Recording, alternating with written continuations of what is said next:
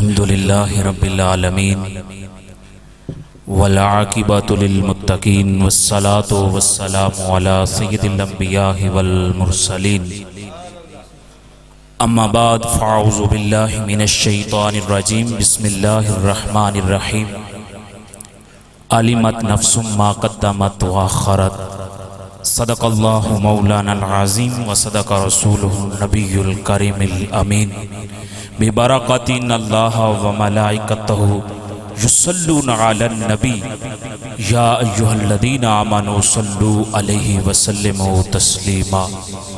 کوئی زبان خاموش نہ رہے، محبت کے ساتھ پڑھیے الصلاۃ والسلام علیک یا سیدی یا رسول اللہ وعلی آلک واصحابک یا سیدی یا حبیب اللہ۔ میں نے یہ درود شریف پڑھا، صلاۃ و سلام پڑھا، آپ میرے ساتھ بولے نہیں۔ آئیے ذرا حدیث کی روشنی میں اپنے پیر و مرشد پیر ہمایوں رضا دورابی صاحب کی اجازت کے مطابق مسجد میں کھڑے ہوتے ہوئے باوضو ایک حدیث کا مفہوم آپ کو سناتا ہوں۔ حضرت جابر بن سمرہ اس حدیث کے راوی ہیں۔ آپ فرماتے ہیں کہ کریم نبی علیہ السلام نے فرمایا کہ میں اس پتھر کو جانتا ہوں۔ پیار سے کہیے سبحان اللہ۔ دارمی کے اندر بھی یہ حدیث موجود ہے، باقی کتب کے اندر بھی موجود ہے، لیکن دارمی کے اندر بھی یہ موجود ہے کہ حضرت جابر بن سمرہ اس کے راوی ہیں۔ آپ فرماتے ہیں کہ کریم تے لجپال آقا نے فرمایا میں اس پتھر کو جانتا ہوں۔ اب حضور کہاں تھے اور پتھر کہاں تھا؟ او پیر حبیب الرحمن رحمت اللہ تعالی علیہ کہ یہ جو بنیاد رکھی گی جس گھر کی، جس کے اندر ان کے صاحبزادہ پیر ہمایوں رضا دورابی جس کی سردارت فرما رہے ہیں، جس میں خصوصی خطاب جناب قاری گلزرین زہدی فرمائیں گے، ان کی موجودگی میں طالب علم آپ کے سامنے کھڑے ہو کے یہ حدیث کا مفہوم سنانے جا رہا ہوں۔ آپ کے سامنے میں نے آیہ مقدسہ پڑھی، ان اللہ و ملائکتہ یصلون علی النبی یا ایھا الذین آمنوا صلوا علیہ وسلموا تسلیما۔ آپ خاموش رہے، آپ نے اپنی زبان کو حرکت نہ دی، آپ بولے نہیں، آپ پریشان ہو کے پتہ نہیں قاری صاحب کیا ہمیں سنانے جا رہے ہیں۔ اگر کسی کو شک ہو یہ سنن دارمی کی اندر یہ پہلی جو حدیثیں آتی ہیں انہی کے اندر یہ شہن صاحب کی محبتوں میں سجائی جانے والی مسجد کے اندر جو محفل ہے، یہ ویڈیو چل رہی ہے، اس کی ریکارڈنگ کے اندر میں مفہوم پیش کرتے جا رہا ہوں۔ ماشاءاللہ، نعرہ تکبیر، نعرہ رسالت، نعرہ تحقیق، نعرہ حیدری، دربار علی نہریو شریف۔ حضور فرماتے ہیں میں اس پتھر کو جانتا ہوں۔ آقا کریم وہ پتھر کہاں تھا، آپ کہاں تھے؟ فرمایا ابھی یہ میلاد شریف کی محفل مسجد لاسانیہ دورابیہ کے اندر بیٹھنے والوں تمہیں مبارکباد دیتا ہوں۔ آپ اپنے پیر و مرشد کے سامنے بیٹھ کر آج حضور کی نعتیں پڑھ رہے ہو، حضور کی ثناخوانی کر رہے ہو۔ حضور اس پتھر کو جانتے ہیں۔ ابھی دنیا میں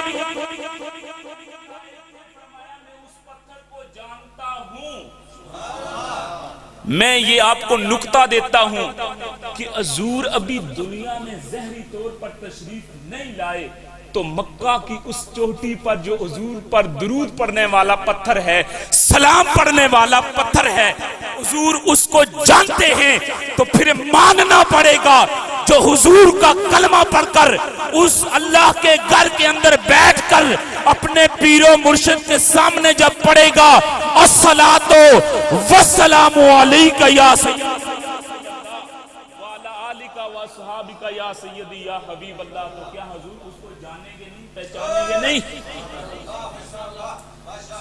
حضور اس کو جانیں گے پہچانیں گے نہیں. پھر دوسری آپ کے سامنے روایت پیش کرتا ہوں، بڑی مشہور ہے کیونکہ سلطانی صاحب نے اپنی محبت کا اظہار کیا ہے تو یہ مجھے اکثر سنتے رہتے ہیں کہ یہ حدیث بڑی مشہور اور معروف ہے. حضور فرماتے ہیں کہ جب پہاڑی سے گزر رہے تھے ساتھ حضرت علی رضی اللہ تعالیٰ عنہ تھے، اور حضرت علی رضی اللہ تعالیٰ عنہ ساتھ ہی حضور پر درود شریف پڑھنا شروع ہو گیا، آواز آنا شروع ہو گئی، الصلاۃ والسلام علیک یا سیدی یا رسول اللہ وعلی آلک واصحابک یا سیدی یا حبیب اللہ.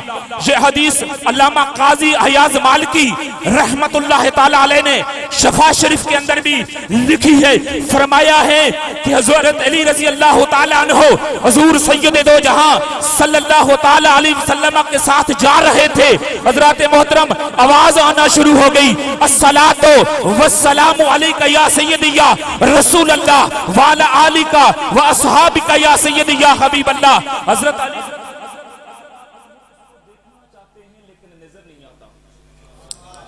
دیکھنا چاہتے ہیں کہ یہ ان پہاڑوں میں، ہم بھی پہاڑوں میں ہیں نا، ادھر بھی پہاڑیاں تھی، یہ بھی پہاڑ ہے. آپ کو تو اللہ نے بولنے کی طاقت دی ہے نا، بآواز بلند جب پڑھیں گے تو اور زیادہ لطف آئے گا. آئیے محبت کی بات سنیے.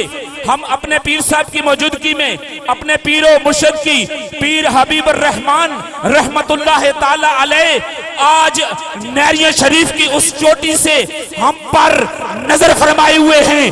بے فضان نظر جب ہم لکھتے ہیں ان کی نظر کے اندر یہ سجی ہوئی محفل میں آپ کی موجود اور پیر ہمایوں رضا درابی پیر ہمایوں رضا درابی آپ کی موجودگی میں یہ بات آپ کے سامنے بیان کرتے جا رہا ہوں کہ حضرت علی رضی اللہ تعالیٰ عنہ سامنے دیکھتے ہیں آواز آ رہی ہے لیکن پڑھنے والا نظر نہیں آتا.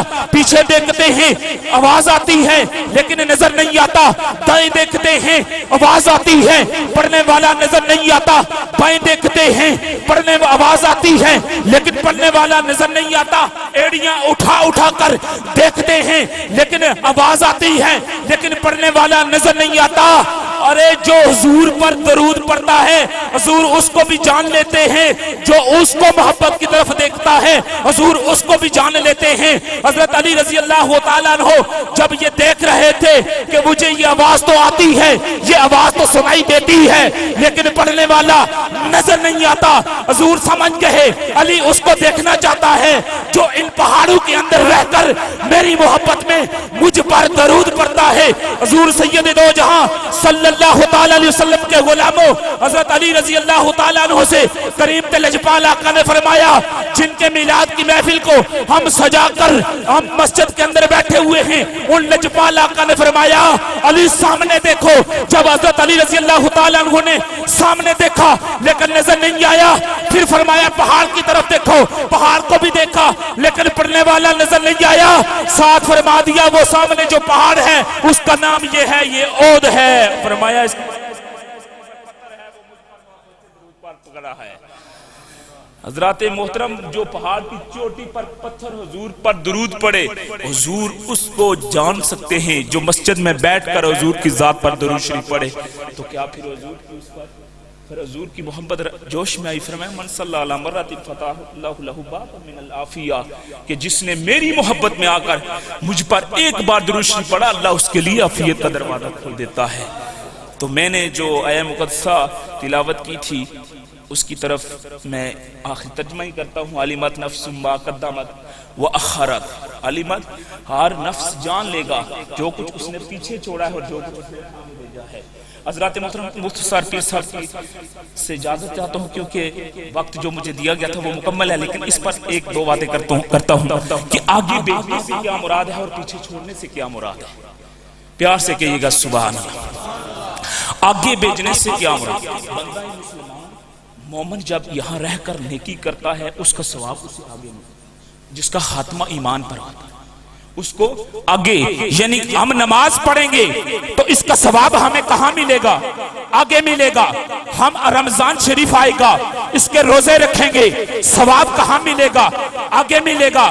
ہم حضور سید دو جہاں صلی اللہ تعالی علیہ وسلم کا کلمہ پڑھنے کے بعد کوئی بھی نیک عمل جب ہم خود کریں گے اس کا ثواب ہمیں آگے ملے گا، لیکن حضور سید دو جہاں صلی اللہ تعالی علیہ وسلم کے غلاموں جو حافظ صاحب نے سورہ انفطار کی آیات بینات تلاوت کی ہیں، میں ان کی ایک ہی اسی آیت کے اندر سے ایک ہی آیت آپ کے سامنے پڑھتا ہوں۔ علمت نفس ما قدمت وآخرت، فرمایا ہر نفس جان لے گا جو کچھ اس نے آگے بھیجا ہے، جو کچھ اس نے پیچھے چھوڑا ہے۔ آئیے آگے بھیجنے سے مراد تو آپ کو پتہ لگ گیا ہے کہ مسلمان بندہ جب نیکی کرے گا اور اس کا ایمان پر خاتمہ ہوا تو اس کا صلہ اس کو آگے ملے گا۔ اب کیا مراد ہے پیچھے چھوڑنے سے، کیا مراد ہے؟ آئیے حضور سید دو جہاں صلی اللہ علیہ وسلم کے غلاموں، حضور سید دو جہاں صلی اللہ تعالی علیہ وسلم نے فرمایا حضرت ابو ہریرہ اس حدیث کے راوی ہیں، آپ فرماتے ہیں مرنے کے بعد انسان کے جو اعمال کا سلسلہ ہے یہ ہو جاتا ہے سوائے تین چیزوں کے۔ فرمایا تین چیزیں ہیں وہ باقی رہتی ہیں، بندہ مسلمان دنیا سے چلا جاتا ہے تو اس کی یہ تین چیزیں باقی رہتی ہیں۔ تو اس میں آخری بات میں آپ کے سامنے صرف اشارہ عرض کرتا ہوں کہ فرمایا کہ جو قاری قرآن جب کسی طالب علم کو قرآن سکھا کر دنیا سے چلا جاتا ہے، اس جب تک اس کا شاگرد، اس کا اسٹوڈنٹ، اس کا طالب علم جب تک اس کی تلاوت کرتا ہے اس کو ثواب اتنا ہی ملتا ہے، اس کے استاد کو بھی اتنا ہی ملتا ہے جس نے اسے سکھایا ہوتا ہے۔ حبیب الرحمن رحمت اللہ تعالی علیہ کی قبر انور پر اللہ تعالیٰ کی کتنی رحمتوں کا نزول ہو رہا ہوگا کہ بنوا کر گئے ہیں ہر جگہ میں قرآن، وہ قرآن خود بھی سکھا کر اور کئی سکھانے والے چھوڑ کر اس دنیا سے چلے گئے ہیں۔ تو اللہ تعالیٰ میرے پیر صاحب کی قبر پر کرو رحمتوں کا نزول فرمائے۔ بندہ نچیز سے دوران گفتگو کو کمی پیش فرمائے، پھر ہم سب کو اس پر عمل پیرا ہونے کی توفیق۔